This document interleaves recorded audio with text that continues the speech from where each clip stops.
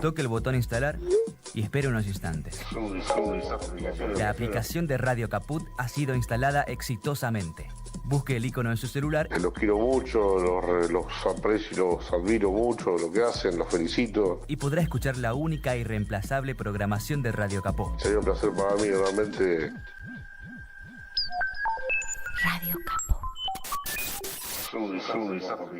Radiocaput.com. Mientras todos duermen, algo muy extraño ocurre en los laboratorios químicos RX. Seguinos en Twitter, @Radio Caput, o en Facebook, Radio Caput. Soy muy tímida. Ok. Radio Caput. Radio Caput. Estás escuchando Caput. Radio Caput.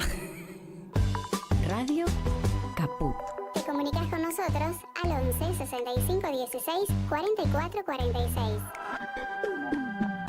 Radio Caput. Radiocaput.com. Estás conectado. Estás en Caput. Aquí comienza Mundo en Clave. Una mirada diferente sobre el escenario internacional. Con Hugo Gulman y Larry Levy. Mundo en Clave en Radio Caput.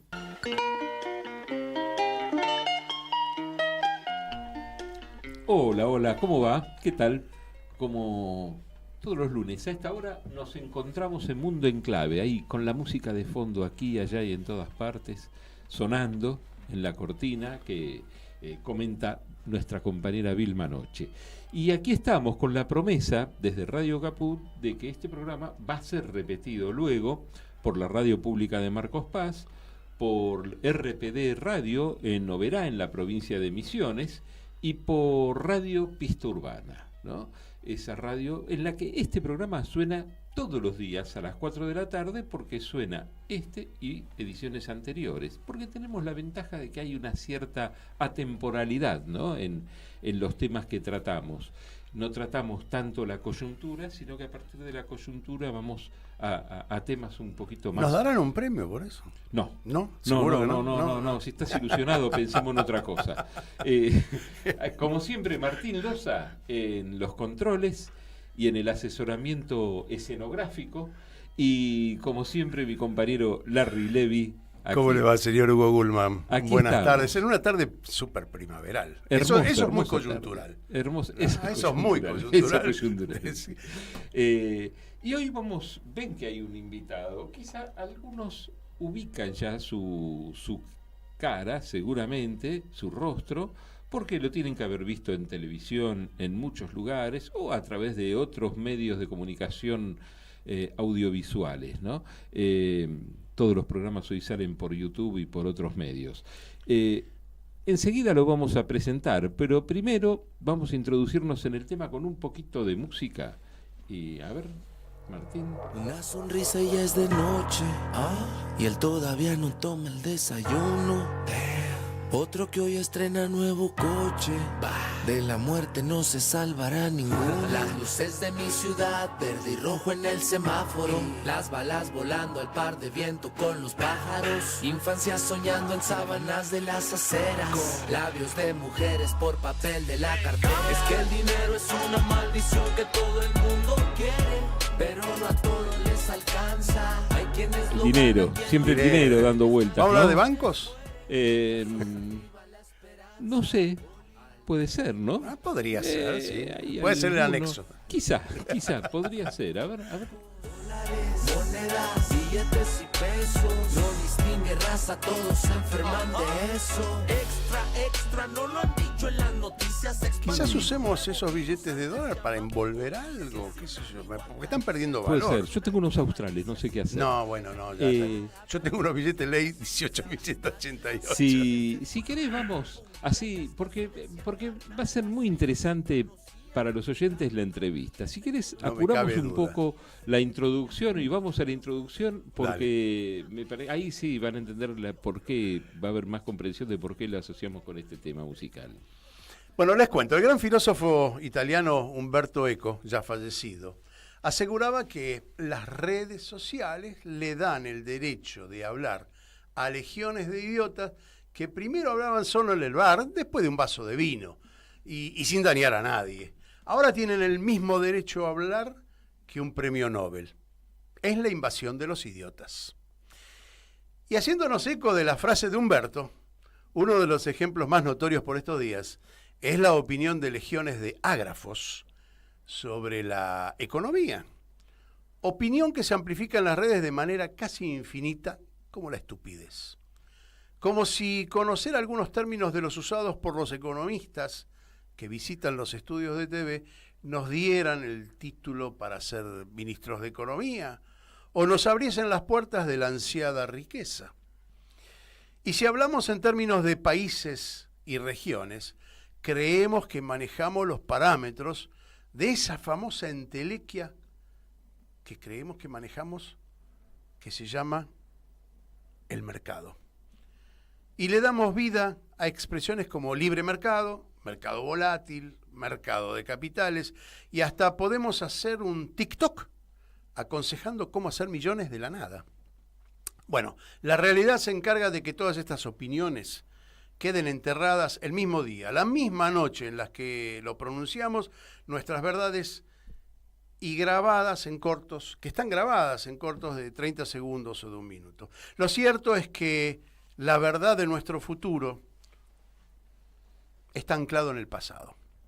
Los estudios de la economía y de la geopolítica se alimentan de los sucesos históricos, de las repeticiones y de las disrupciones de lo conocido, que van pavimentando el saber, intentando vaticinar lo que puede ocurrir cuando le sumamos avances tecnológicos, desarrollos políticos y distintos devenires sociales. Hoy, con nuestro invitado, vamos por la economía y la geopolítica, en clave de cambio. Que si un amigo acaricia lo haré accionar con malicia. Síntomas de lamentar hablan de envidia que asfixia. La amistad y la avaricia. Qué bueno, porque vos sabés que pensaba, obviamente este programa se llama Mundo en Clave, y hablamos de temas internacionales, de geopolítica, ¿no? Pero todo lo que ibas diciendo también era un espejo digamos, podría ser una introducción impecable de todo lo que pasa en Argentina también, ¿no? Es un espejo también de todo lo que pasa en Argentina, esta descripción. Nuestro invitado de hoy es Guido Agostinelli, es economista de la UBA, de la Universidad de Buenos Aires, además es economista de la UNDAB, docente de la UNDAB. Es autor de un libro que fue sumamente promovido y lástima que muchos de los que tenían que votar no llegaron a tiempo a leerlo, porque era una gran advertencia hace poco más de un año, Falacias Libertarias. Hemos hecho notas nosotros, porque muchas de las cosas que están pasando fueron advertidas, ¿no? Y bueno, lamentablemente esa frase de Bonavena de que la experiencia es un peine que te dan cuando te quedaste pelado, ¿no? Guido, muchas gracias por estar con nosotros. No, gracias a ustedes por De invitarme. paso, podríamos comentar, antes de introducirnos en nuestros temas, hay un libro aquí que es tu nuevo libro, justamente. Sí, salió este fin de semana, que se Bien. llama Experimento Libertario. Bueno. Así que, bueno, ahí es un lindo recorrido por todos los experimentos libertarios que se dieron a lo largo del mundo. Ujú. Y también incluso acá en Argentina, que se sabe poco, hay 2 intendencias libertarias en Córdoba. Así que Ajá. también fui a hablar con los intendentes Sí. cordobeses. Y a su vez también tiene desde ya renovadas falacias, o sea que terminamos incorporando parte de lo de falacias, porque bueno, Milei nos da material todo el tiempo. Ujú. Así que incorporamos todo eso en este nuevo libro y también los modelos, no solamente los experimentos libertarios, sino los modelos que toma Milei en el mundo, que bueno, como el de Singapur, Irlanda, entre otros. Que en general son desmentidos inclusive por los autores de esas teorías, ¿no? Es decir, o por los economistas de los que uno... economistas de derecha que dicen, no, este no es el camino, ¿no? Es decir, hay mucha desmentida. Pero en realidad la invitación de hoy tiene que ver porque nosotros tratamos semanalmente geopolítica y tratamos de entrevistar gente que está en el país que abordamos o con la problemática que abordamos, y surgió en el último tiempo como una cosa alternativa fantástica que son los BRICS, ¿sí? Y nadie sabe que todavía los BRICS no tienen ni siquiera estructura orgánica, ¿no? Es un acuerdo de palabra, podríamos decir, entre países que ni siquiera tienen economías parecidas o equivalentes, ¿no? Pero bueno, como te decía antes de entrar al estudio, Guido, de los 5 iniciales de los BRICS, ¿sí? 4 están entre los primeros 10 países del mundo, lo cual hace pensar de que esta iniciativa va a prosperar porque Estados Unidos también está en una carrera descendente y me parece que no va a surgir solamente el BRICS, sino hay otras asociaciones internacionales que quizás tengan más menos político y más económico, como los países del sudeste asiático. ¿Coincidís más o menos con este preámbulo del tema? Sí, totalmente. A mí lo que me parece con los BRICS, y un poco que ya ahí esbozó algo Trump, es que justamente si uno une el PBI de cada uno de estos países del BRICS, superan a Estados Unidos, con lo cual si se empieza a comercializar en forma bien marcada, si bien tienen acuerdos para comercializar entre ellos, por ejemplo, entre China y Rusia, no tienen que pasar necesariamente por el dólar. Si ellos logran, como bien vos marcabas, formalizar esta cuestión, lo que va a permitir es que si ellos empiezan a intercambiar sin el dólar, va a ser un golpe muy duro para el dólar, y si eso queda institucionalizado, ¿no? Por eso la importancia, digamos, de haber quedado afuera de esa posibilidad en Argentina. Ustedes se acuerdan, con el cierre de la gestión anterior, para las importaciones, por ejemplo, se podían pagar en moneda china. De hecho, te habilitaban más rápidamente las importaciones si lo hacías con moneda china en vez de con moneda norteamericana. Inclusive también se estaba avanzando bastante en el intercambio entre pesos y reales, ¿no? Para todo lo que era comercio. Eso se puede. Hoy en día se pueden pagar las importaciones con reales o con pesos, cualquiera de los dos casos. Y creo que eso es algo positivo, porque estamos pensando que no es solamente para darle un golpe a Estados Unidos, es porque realmente es más práctico que no haya un intercambio más, porque ya sabemos que siempre hay compra y venta de una moneda y siempre terminás perdiendo cuando haces mucha compra-venta, ¿no? Sumo algo, discúlpame Guido, que hablamos con Hugo, uno de los indicios donde también el dólar tiende a perder es en este nuevo acuerdo que tuvieron Rusia con Irán, es que vos con la tarjeta de crédito a Teherán, la tarjeta rusa, sacás la moneda local y viceversa, ¿no? Lo cual desplaza al dólar y, en segundo término, el SWIFT, que es el código, digamos, económico por el cual todas las transacciones mundiales tienen que pasar por el dólar, bueno, empieza a perder también pie, lo cual, a ver, no es porque Estados Unidos produzca menos o porque su economía esté dañada, sino porque la deuda externa de Estados Unidos pasa a ser papel pintado. No, sí, exacto. Aparte, ahí lo que tenemos que ver es que también va a haber una reacción de Estados Unidos, ¿no? No esperemos que caiga el dólar y que Estados Unidos esté ahí pasivo. Justamente ya se empieza a ver algunas declaraciones de Trump diciendo, bueno, ok, si empiezan a comercializar todo sin el dólar, bueno, va a haber represalias económicas a los países que hagan eso, como ocurre con los autos chinos, y ahora está incorporando otros productos más de China para subirlos en arancel.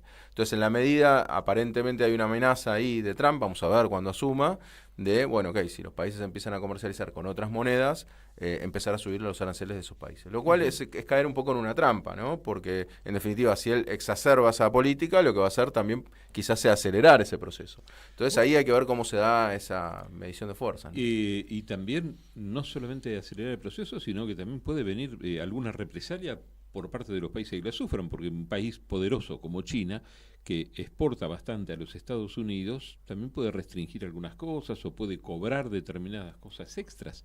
Aparte, China es acreedora de los bonos del Estado de Estados Unidos.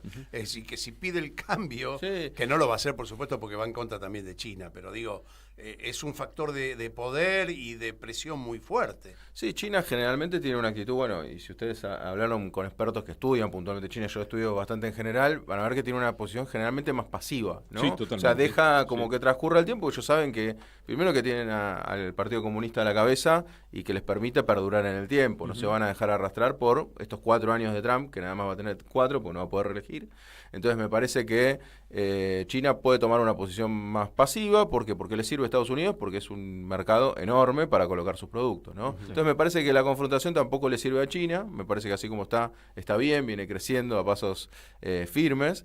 Y bueno, en definitiva hay que ver cómo termina esta cuestión. Acordémonos que igual el activo libre de riesgo sigue siendo emitido por Estados Unidos, que son los bonos del Tesoro norteamericano. Por ende, hasta que no cambie ese paradigma, va a ser difícil avisorar que Estados Unidos esté cayendo, ¿no? Efectivamente, digo porque hace muchos años que se viene diciendo esto y no ocurre. Entonces alguno puede decir, che, bueno, ¿qué pasa? No, bueno, todavía el activo libre de riesgo, o sea, para que lo entendamos todos, el activo con el cual vos armás una cartera y decís, en este no tengo riesgo de que haya default, en este 100% seguro que lo pagan, es el activo, el bono norteamericano. Ahora, 2 o 3 preguntas por ahí juntadas en una, por ahí soy medio desordenado preguntándote, pero pensaba en el proceso proteccionista de los Estados Unidos que inició Trump en su momento, que no lo interrumpió Biden del todo, lo continuó de alguna manera. Pero hay algunos artículos, yo te voy a poner un artículo X que en algún momento hace unos cuantos años estuve familiarizado con eso, palos de golf, por ejemplo. Algunas marcas estadounidenses... Hoy pasaron a la fama por otra cosa. Pero no eran los buenos. Se ve que no eran los buenos porque fíjate que se partió la cabeza de alguien. Lo partieron. Sí. Pero, por ejemplo, los buenos, marcas buenas, se producían en los Estados Unidos.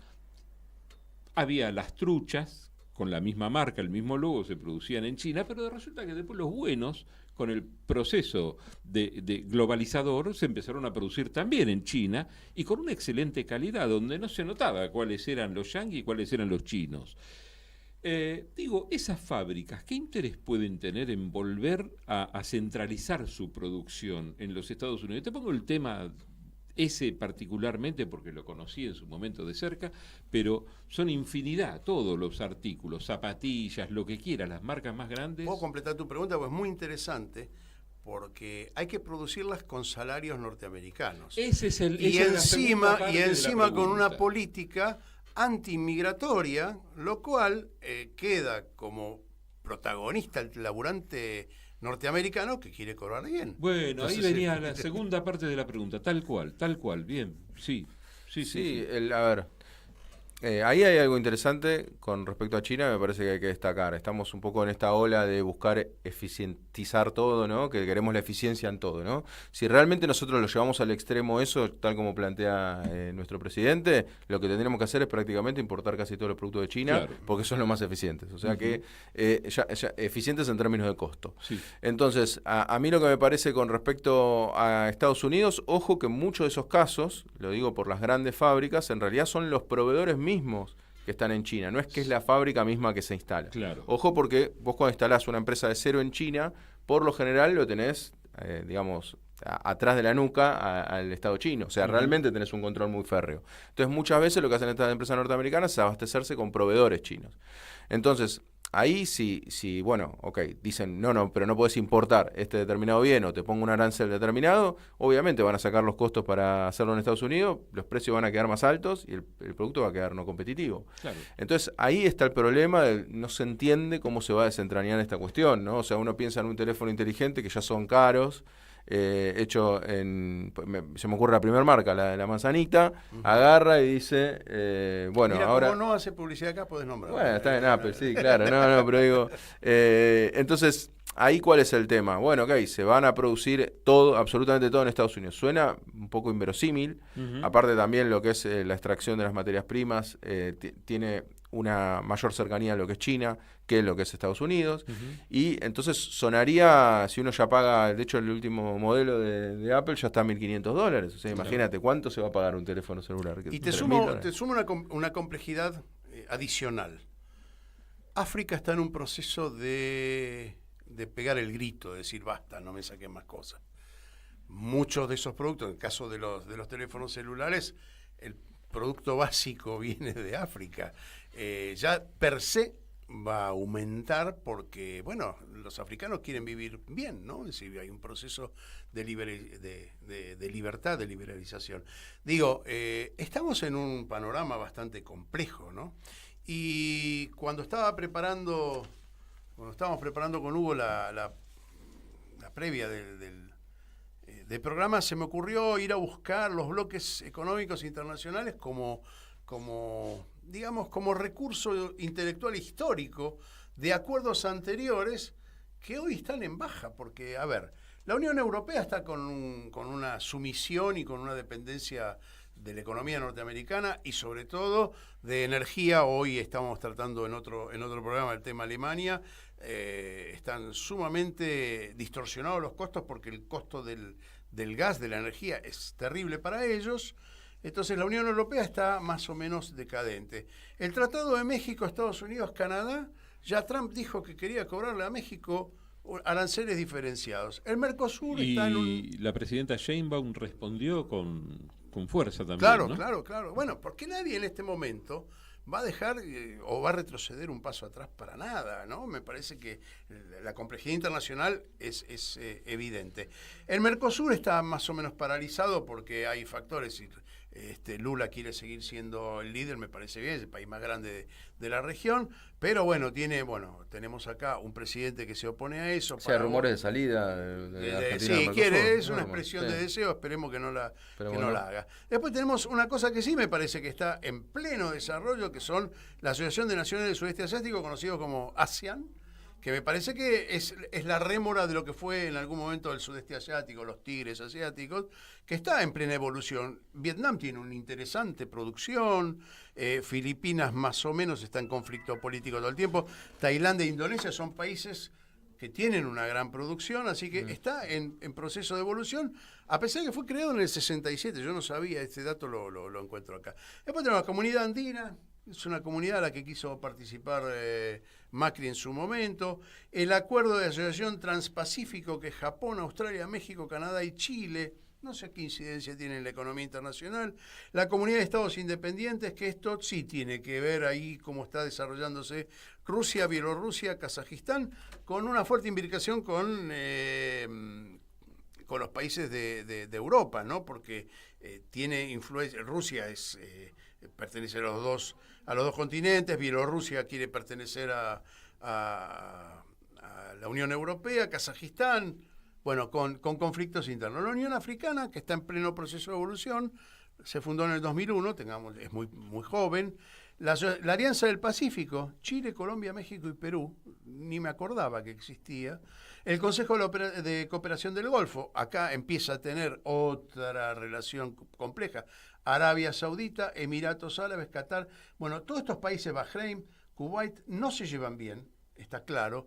Arabia Saudita acaba de hacer un acuerdo con Irán, cambió el eje, ¿sí? Y es uno de los productores si no el productor más importante de petróleo. Los BRICS, ya los nombramos. La Organización de Cooperación de Shanghái, que es China, Rusia, India, Pakistán y otros países del Asia Central. Y la Asociación Europea de Libre Comercio, que es países que parece no tuviesen demasiada incidencia: Suiza, Noruega, Islandia y Liechtenstein. Y es vieja, es de 1960. Yo supongo que debe ser de alcance ahí muy regional. Sí, están todas dentro todo de Europa, esto, ¿no? Fuera de los BRICS, la Unión Europea, no sé, y bueno, y el tratado, sí, Canadá, Estados Unidos, México, parece que no cumplieron su misión y están en decadencia. Es decir, ¿pensás que puede haber un reacomodamiento internacional? Sí, siempre es una probabilidad. A mí me parece que perdieron fuerza, por esto que mencionábamos antes, de la hegemonía china. A mí lo que me parece es que China un poco está barriendo con todas estos bloques. Vamos a decir, los más beneficiados de estos bloques son los que están asociados con China. China está dispuesta a comercializar con todo el mundo. China prácticamente la mayoría de los bienes los hace más barato que en el resto del mundo. Entonces se hace muy difícil, ¿no? Cuando uno dice, bueno, ok, se asocian tal y tal otro país que no tiene vínculo con China, entonces termina perdiendo un poco de fuerza. En lo que sí veo más expectativas, como dijimos, la cuestión africana, está claro, ¿no? Que ellos tienen los recursos y hay que tener en cuenta también que en África está pesando más fuerte lo que es la incidencia china que la norteamericana, lo cual eso me pareció bastante inteligente en términos del gobierno chino, por eso digo que tiene una perspectiva más a largo plazo, más a futuro, porque justamente son las materias primas que son tan importantes, bueno, como en Argentina, Chile y Bolivia, que tenemos el litio, que también es otro factor importante de cara al futuro, ¿no? Alguna vez hace años, un economista contaba en términos, en una cena de amigos, ¿no? Hablaba de los criterios de la economía y identificaba a Estados Unidos con el viejo Ucha, ¿no? Con quiero todo para mí, ir a rapiñar todo lo que se pueda, etcétera, y hacía referencia a que China era como una teoría, creo, me parece que francesa de la economía, el tipo generoso, el dar para recibir, dar, pero que encerraba un afán especulativo, inclusive. No sé si lo podríamos definir simplemente como algo así, ¿no? No sé cómo lo ves. Sí, total. No. Que de golpe totalmente. viene y te instala un puerto, como hizo en Perú, o como nos perdimos nosotros en Bahía Blanca, que había una inversión prevista de 20.000 millones de dólares, que después de 20 años nos quedaba a nosotros ya después con toda la inversión hecha por ellos. Claro, no, eso no solamente acá, sino ellos lo que tienen es una visión a nivel general. Yo estuve hace poco en El Salvador, por ejemplo, y la Biblioteca Nacional de ahí de El Salvador, que está en el centro de San Salvador, de la capital, está hecho con capitales chinos. Y fue apenas asumió Bukele, que se especulaba que como Bukele no estaba para nada alineado con China, que iban a dar marcha atrás. Y los chinos dijeron, no, vos lo tenés a disposición. Viajó Bukele y le dieron los fondos. O sea que en realidad hay un poco lo que dijo Milei hace poco, que me parece que, a ver, yo me la paso desmintiendo falacias de Milei, pero creo que en eso le vamos a creer, que es que justamente dijo, mirá, los chinos son bastante pragmáticos, ¿no? Mientras ellos quieren que no les molesten. Y en un punto creo que eso refleja un poco la realidad de lo que habrá visto también él, por lo cual se aprendió, lo que pasa es bueno, aprendió ya siendo presidente, una lástima, pero que aprendió que evidentemente China no es un cuco comunista, que ellos se organizan de esa manera, la organización china desde ya es muy particular y va desde los municipios, las provincias, hasta el Estado, o sea que no, y a su vez así es como es elegido Xi Jinping y como renuevan las autoridades, ¿no? Claro, tenemos que ir a la pausa, me quedo con algo que decías recién, porque digo, aprendió siendo presidente, pero qué poca formación o cuánta cerrazón ideológica tiene que haber en determinadas tomas de decisiones para no haber visto todo lo que podía hacer China, ¿no? Y todo el proceso y lo que ha hecho China con inversiones en otros países, ¿no? Porque, porque no es pragmático en lo político, nada más. Es un odiador. Bueno, vamos a la pausa. Dale, enseguida seguimos. Enseguida volvemos con más Mundo en Clave. Siempre en Caput. Mandanos un WhatsApp. Mandanos zaraza y noticias. 11 65 16 44 46. Vuelve el calor, vuelve el mosquito. Para prevenir la propagación del dengue, hay que impedir que el insecto se reproduzca. Evita la acumulación de agua en todos los espacios de tu casa. Municipio de Morón, corazón del oeste. Unidos y fuertes, luchamos por nuestro sueño, no importa el que dirán. Somos los sub-30 y vamos por más, no nos rendiremos. Vamos a ganar, no nos rendiremos. Lunes a las 5 de la tarde. Radio Caput presenta su Manda un mensaje de WhatsApp al 11 3205 8813. Infosiberia. Las noticias en tu celular. Manda un mensaje de WhatsApp y recibilo gratis todas las mañanas. Infosiberia. Las noticias en tu celular. Seguimos con otra vuelta al Mundo en Clave.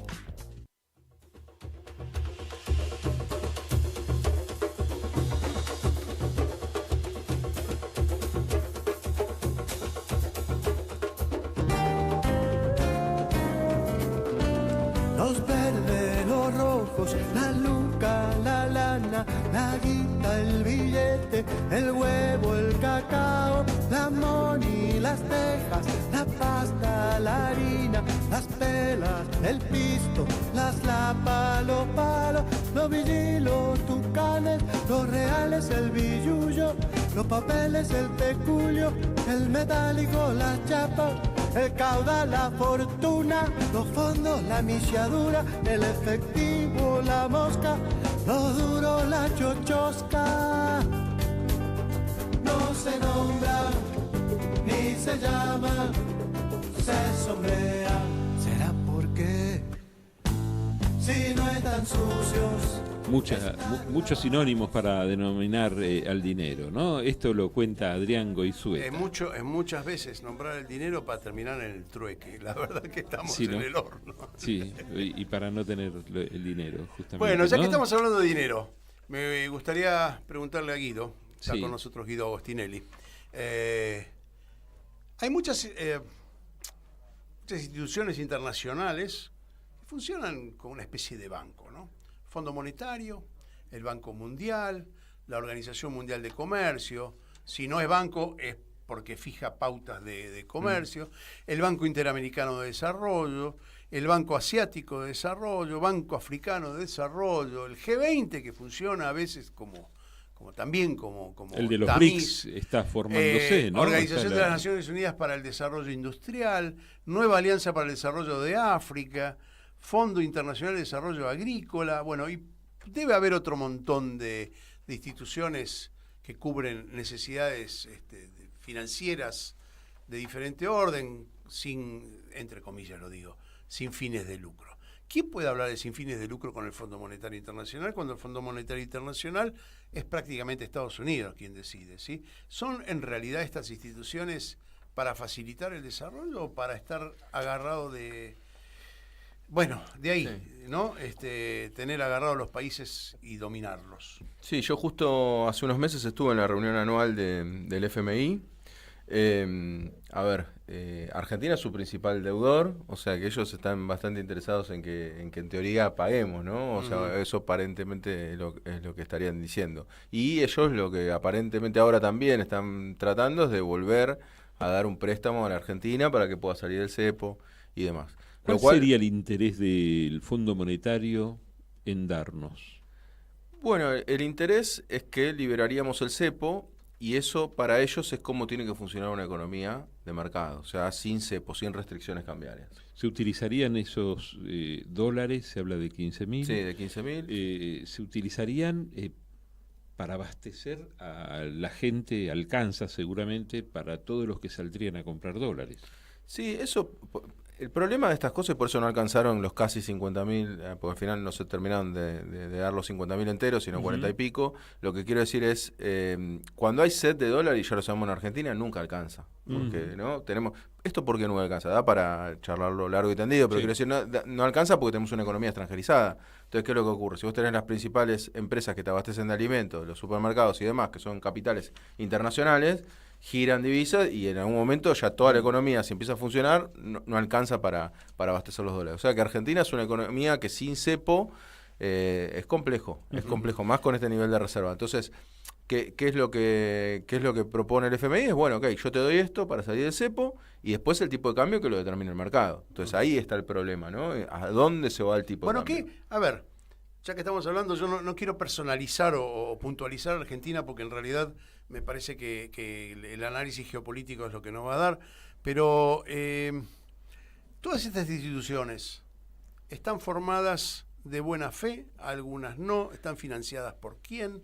Es decir, el mundo en este momento, qué sé yo, cualquier país de cualquier lado del mundo puede recurrir a un banco internacional de estos de fomento y no estar dependiendo de las indicaciones que le den. No, a mí me parece que inicialmente se crearon de buena fe, pero bueno, eso es mi percepción. De hecho, el FMI fue una idea impulsada por Keynes, justamente para cuando vos tenés que entrar en déficit, porque tenés que hacer más gasto para reactivar tu economía, está el prestador de última instancia que te los da. Ahora después, lógicamente, estos organismos son cooptados por los países que mejor los representan o que tienen más incidencia en su representación, como bien vos marcabas, del FMI de Estados Unidos, pero que también participa Europa, tienen directores todos los países e incluso también es parte Argentina, ¿no? Por lo cual a veces con esos repagos que hace el FMI de pagos de deuda de otros países, obtiene algo de fondos, muy poquito, pero obtiene.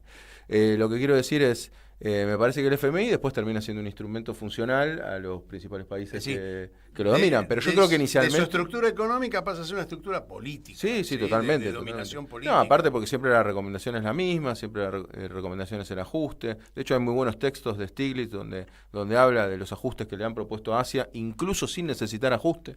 O sea que también lo que hace el FMI en algunos puntos es, ok, si vos no vas a pedirle, hace que vayas a pedirle, porque te dice, bueno, ok, vení, que te abrimos el comercio internacional, te tenés que abrir más, necesitas fondos, para después pedirles ajuste económico. O sea que la lógica del ajuste. Hablaste de un país que en crecimiento y entrar en déficit fiscal para poder crecer.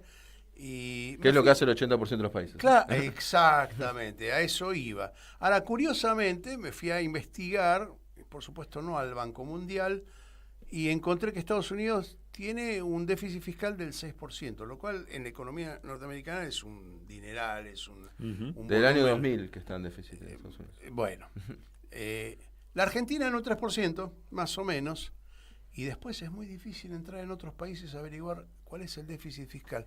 Yo intuyo que Japón es un país que tiene un gran déficit fiscal, es el segundo en el mundo, pero no existe el dato. No está el 5, el 5,5. Yo te recomiendo, recopila varias fuentes, datosmacro.com, ahí puedes tirar por déficit fiscal y te dice la mayoría de los países. Italia y Francia tampoco publicitan, son difíciles de encontrar. No, pero seguro con déficit. Porque son países que tienen déficit fiscal afianzado desde hace mucho, porque es la única forma de crecer. Es cierto que la economía no se puede medir o comparar con la economía familiar, pero cuando vos tenés que comprar un televisor y no tenés toda la guita, vas con la tarjeta de crédito, lo compras en cuotas, entrás en déficit fiscal con vos mismo. Es decir, no hay otra forma de crecer y de asumir las necesidades si no es con déficit fiscal. Sí, en momentos de depresión sí, a ver qué era lo que sugería Keynes. Te decía, bueno, ok, en los momentos en los que vos estás creciendo, sí tendés al superávit. O sea, ahí ordená, porque vos no necesitas sobreestimular la economía, sino que la economía ya marcha sobre ruedas. Entonces ahí podés soltar el pie del acelerador, que eso es lo que en Argentina quizás no entendimos y en tantos otros países no pasa. A ver, Singapur, ¿qué fue lo que pasó? Por poner un ejemplo de Milei. 2020 y 2021 entraban en déficit fiscal y ahora está en superávit, muy leve, pero superávit al fin. Entonces lo que quiero decir es, son países que en el 2020 prácticamente todo el mundo, todos los países del mundo entraron en déficit fiscal. Y después de ese 20% que tiene superávit, vas a ver que son islas de Oceanía, o sea, son realmente, si lo medimos en términos de PBI, y debes estar cerca del 99% del PBI mundial, está en una economía con déficit. Claro. Guido, estamos evidentemente no solamente en lo económico, sino también en lo político, en un periodo medio raro, medio confuso, medio vidrioso. Yo dije acá varias veces, tengo la sensación de estar viviendo como entre la Primera y la Segunda Guerra Mundial, de acuerdo a lo que leí, ¿no? Esa sensación de incertidumbre, de caos económico, y que no sabemos dónde va a terminar. ¿Tenés alguna mirada con respecto a qué va a emerger, qué va a caer, cómo se va a ir desarrollando la economía a nivel mundial?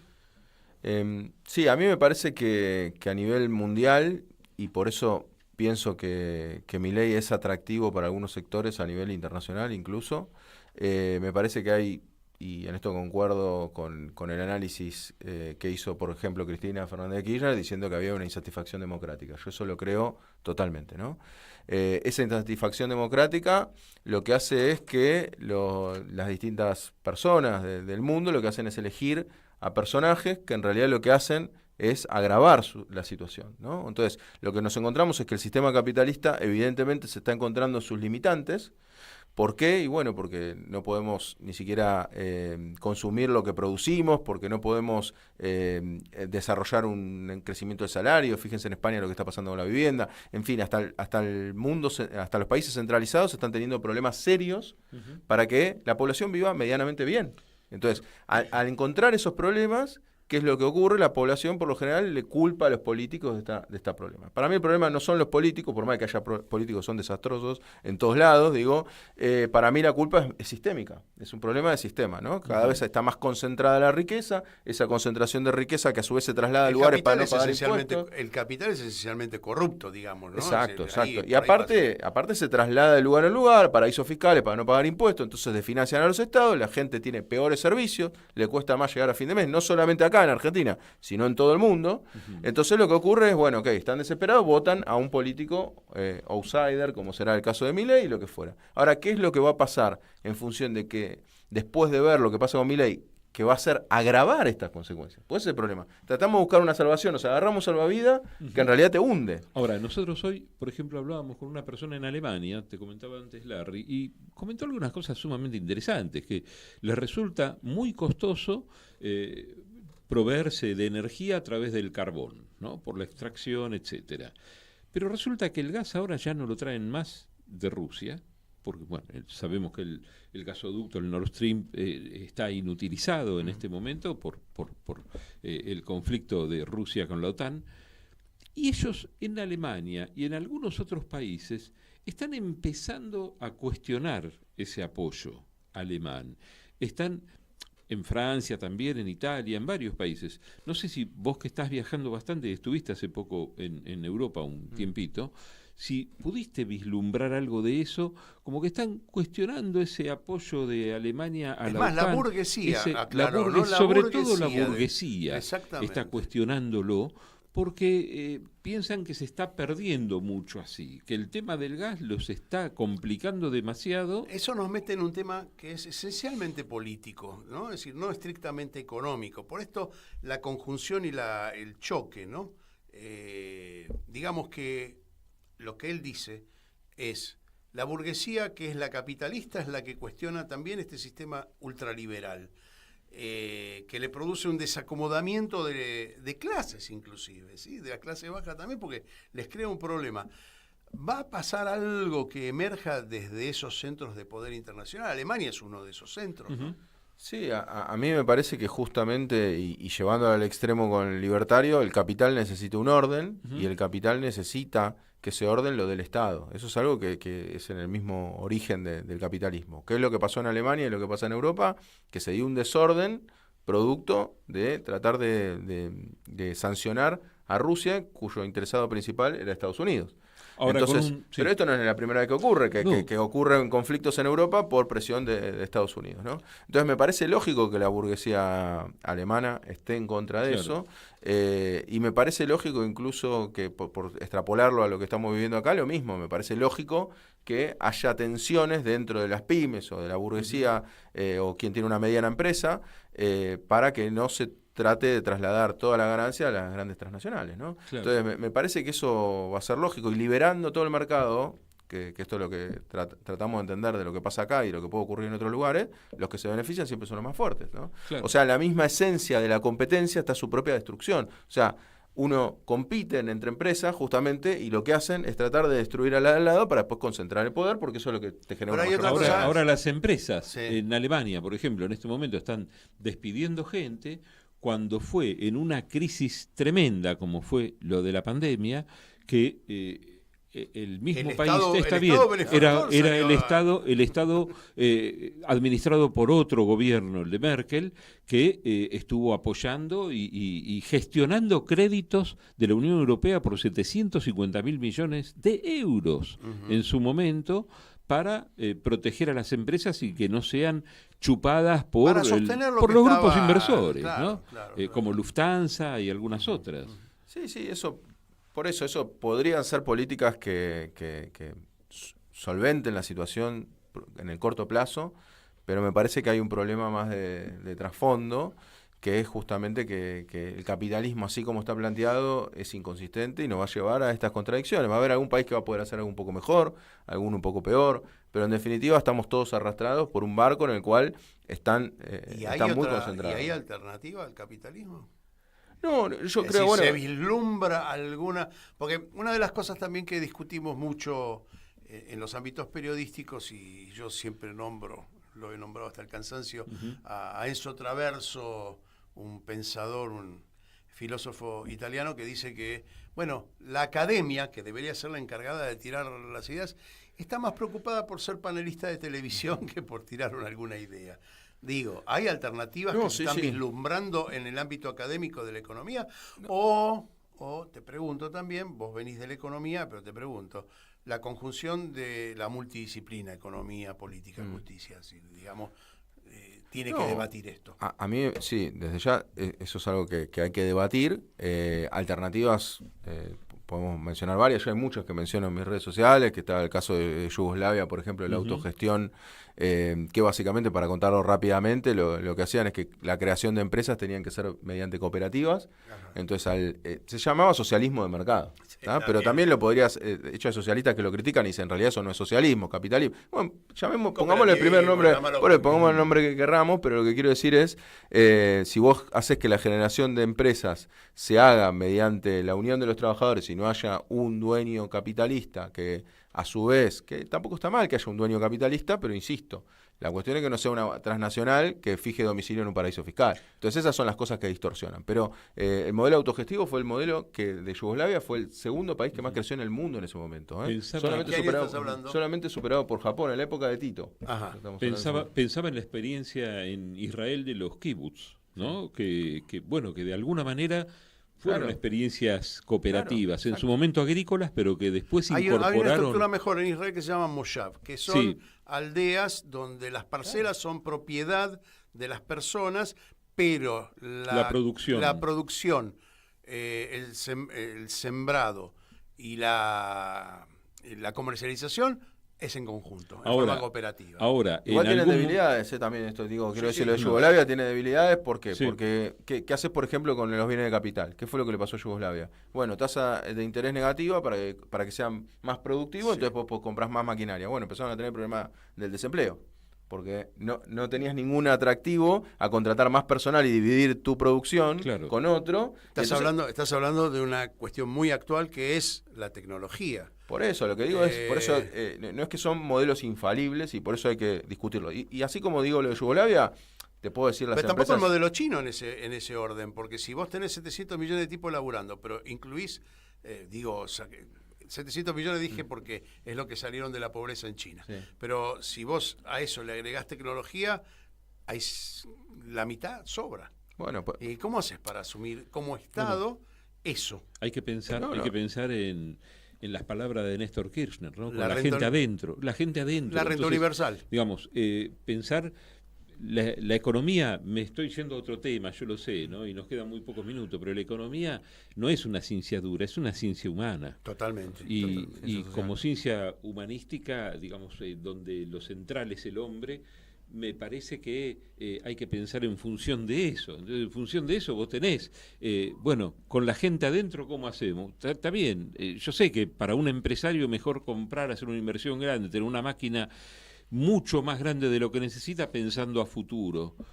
Pero un Estado es el que tiene que regir ese tipo de cosas. Bueno, por eso se piensa en la renta universal también, porque decir, bueno, soy lo más productivo posible, pero pienso en una renta universal para que nadie realmente la pase mal. Pero digo, tampoco quiero hacer hincapié en la propiedad de quién es la propiedad, ¿no? Porque el caso, por ejemplo, italiano, en el mercado alimenticio, a mí me parece muy virtuoso y es pura y exclusivamente capitalista. O sea, lo que hace el Estado es tratar de incentivar a las empresas alimenticias a que produzcan, les da créditos blandos, le da todo tipo de incentivo que nosotros hemos sabido tener acá. No le fija precio, pero ¿qué es lo que pasa? No necesita fijar precio. Porque yo viajo a ferias internacionales de alimentos 2 o 3 veces por año, y ahí lo que encontrás es que vos querés comprarte un arroz italiano, un acheto, vamos a decir, un vinagre italiano, vos tenés, no quiero exagerar, pero 200, 300, 400 empresas que hacen acheto. Entonces ni siquiera tenés que fijar precio, porque ahí sí rige la ley de oferta y demanda. ¿No? Ahí lo que ves es una demanda fenomenal y hay tipos que venden. Entonces la igualdad está abajo en la recepción de los estímulos. Claro. Ahí es donde se produce la igualdad, genera... Pero vos tenés acheto, claro, de 20 euros y de 4 euros. O sea, y de hecho el aceite de oliva, por ejemplo, por poner un ejemplo, en Italia está la mitad que lo que está acá en Argentina. Entonces, ¿por qué? Y bueno, porque hay tipos que producen aceite de oliva y producen desde muy barato hasta muy caro que te viene en diamantes. Entonces, lo que quiero decir es, a mí me parece que si queremos apostar por un capitalismo, tiene que ser un capitalismo como fue pensado en su origen, ¿no? De gran cantidad de competencia. Pero este capitalismo concentrado... Sin acumulación, sin concentración. Sí, o una acumulación, digamos, que sea acorde a lo que es una pyme. O sea, y la salida, los próximos tiempos, ¿ves salidas a la situación económica de los países que son, los que son pobres quieren estar mejor, pero los que son ricos no quieren caer. Y en general lo que va a producir esto es una puja muy grande. Además de la puja que hay entre el capital financiero y el capital productivo, que la sigue habiendo y va a seguir habiéndola. Si como dijo mi compañero acá con mucha lucidez, dijo, si el hombre es el centro de la cuestión, bueno, pensemos cómo organizamos para beneficiar al hombre, no para el capital. No, a mí me parece que cada vez se va a ver más en contradicción esto y que los tiempos que vienen, siguiendo esta línea, van a tender a ser peores, ¿no? Incluso también, por poner otro ejemplo más, que me parece que va a tener principal relevancia, el tema climático, ¿no? O sea, cuando estamos hablando de pequeñas empresas o de pequeñas cooperativas, estamos hablando de que vos cuidás tu entorno porque es donde vos trabajás. No es que toma la decisión un tipo de Estados Unidos a ver qué se hace acá y qué no se hace acá, que no cuida el medio ambiente porque no vive en ese ambiente que va a explotar. Entonces, a mí me parece que el mundo, hoy como está presentado, con un Trump, con un Putin, con cómo se están presentando en el plano mundial, yo no puedo ser optimista en esos términos. Larry, ¿querés hacer la última pregunta? No, bueno, este es el futuro que él ve y me parece que hay que repensar el capitalismo, si es lo que el régimen capitalista, la teoría económica del capitalismo es la que va a estar vigente en los próximos tiempos. Yo cada vez que hablamos de eso me acuerdo de Viaje a las Estrellas, en un tipo que se despertaba después de 400 años y decía, ¿dónde está mi dinero? ¿Qué dinero? Nosotros no usamos más dinero. ¿Dónde están mis tierras, mis posesiones? No hace falta si viajamos por todo el mundo, por todos los mundos. Es decir, la guita va a dejar en algún momento de ser el centro para convertir al hombre en el centro, supongo, eso es lo deseado, y habrá que encontrar el camino para eso. Hasta eso se va a morir mucha gente. Guido, ¿algo sobre todo lo que hablamos que querrías agregar que no te hayamos preguntado? No, me parece que estuvo muy, muy interesante la charla. A ver, a mí me parece que estamos en un mundo complejo, me parece que también los lugares que han logrado desarrollarse lo han hecho de la mano de un Estado presente, de un Estado activo, así que eso me parece importante para destacar a nivel global. Si uno dice, bueno, ¿cuáles son los países que funcionan y cuáles son los países que no funcionan? Bueno, yo siempre digo que el Estado es una condición, la presencia del Estado, el Estado activo es una condición necesaria, pero no suficiente para desarrollar un país, ¿no? Porque uno puede tener un Estado que interviene mal, como nos ha pasado, y que las conclusiones son malas, pero lo que sí estamos 100% seguros es que sin un Estado es imposible que te vaya bien, y me parece que eso es a lo que estamos yendo en Argentina, y ese me parece un error bastante grave que esperemos que se revierta pronto. Guido, muchísimas gracias por haber venido. Lamento no tener 2-3 horas más de programa, cambiar el nombre del programa por un ratito para hablar de todo el proceso argentino, ¿no? Porque en definitiva es interesante esto y es muy interesante también tu libro anterior. Así que muchas gracias por venir. Pasó Guido Agostinelli por Mundo en Clave. Y bueno, muy agradecidos. Quienes quieran volver a escuchar este programa pueden hacerlo a través de la plataforma de YouTube de Radio Caput, pero pueden hacerlo también a través de la radio pública de Marcos Paz, mañana, martes, a las 4 de la tarde. Pueden hacerlo a través de Radio RPD, Radio la 97.5 en Oberá, en la provincia de Misiones, o pueden hacerlo en Radio Pista Urbana. Larry. Nos encontramos la semana que viene, a la misma hora, no importa el día que sea. Como siempre. Gracias, Martín Loza. Gracias a todos por haber estado ahí del otro lado. Chao.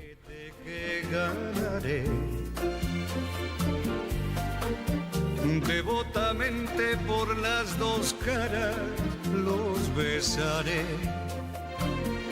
y así cuando le llegue noticias mías, se juntarán mis besos de amor con sus besos de alegría. Ay, dinero, dinero, dinero, dinero vil metal, mensajes de amor de curso legal.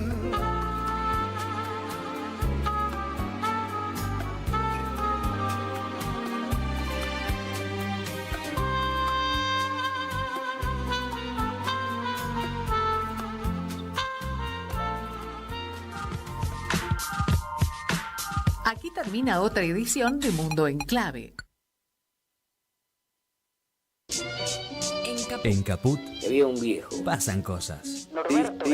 Dice así: yo no tiene un amor, una muchacha, una cosa que le anda por la piel por todas partes. Digamos Buenos Aires. Digamos un octubre, un poema, y pasa algo. Ocurre que viene el mal, la peste, una desgracia. Los cretinos mascadores de chicle, boleadores de todo lo que crece. Un yanqui hijo de puta.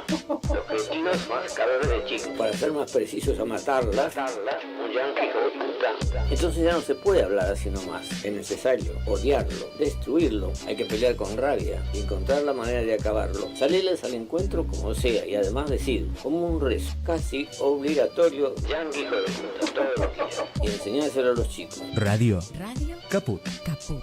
Por amor a la vida, nada más, simplemente. Esas cosas. Norberto Galazo en Caput.